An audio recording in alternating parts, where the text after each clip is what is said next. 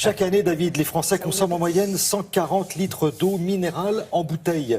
Seuls les Italiens font mieux que nous en Europe. Alors, première question, qu'est-ce que c'est que l'eau minérale? Quelle différence y a-t-il avec l'eau de source? Et c'est le point qu'on va éclaircir ce matin. Effectivement, la question paraît tellement simple que Mais oui. s'il y a deux noms, c'est qu'il y a bien deux choses distinctes. Mais il y a aussi des points communs, je vous rassure. On va commencer d'ailleurs par les points communs. Dans les deux cas, minérale ou de source, il s'agit d'eau de pluie. Dans les deux cas, il s'agit aussi d'eau souterraine. Et elles sont saines dès l'origine, donc elles ne contiennent pas de gerbes, pas de pesticides. Et le remplissage en fait de ces sources se fait de façon naturelle, c'est-à-dire au cycle de l'eau. L'eau est un aliment, enfin en tout cas considéré comme tel, donc régi par le Code de santé publique. C'est aussi très réglementé, source et minérale, par le Code européen.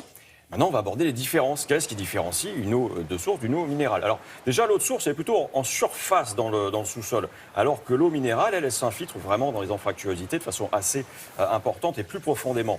L'eau minérale est en fait une eau de source avec des propriétés particulières. En fait, elle est très chargée en sels minéraux. Et vous allez me dire pourquoi? Parce qu'en s'infiltrant comme ça profondément dans le sol, l'eau minérale, en fait, elle chauffe. Et en étant chauffée, l'eau devient plus corrosive par rapport aux roches, donc elle dissout davantage de sels minéraux, d'oligo-éléments, etc. etc.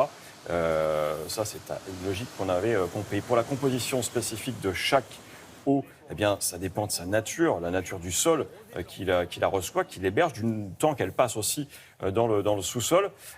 Et puis cette composition chimique aussi pour l'eau minérale, c'est sa signature, c'est-à-dire qu'elle ne peut pas varier. Elle ne doit pas varier dans les proportions, dans la composition, parce qu'elle a aussi, on lui prête des vertus thérapeutiques.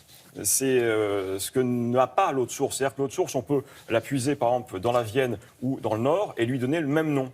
Parce qu'elle aura les propriétés attendues par le marché, parce qu'elle sera effectivement bonne à la consommation. Mais enfin, voilà, dans la Vienne ou dans le Nord, ce sera une eau qui portera le même nom, qui ne sera pas originaire de la même source. Or, l'eau minérale, elle est vraiment attachée à un territoire, vraiment attachée à une composition minérale et à un équilibre de tout cela. Et je vous disais qu'aucune des deux, en revanche, ne subissait de traitement chimique, ça c'est sûr.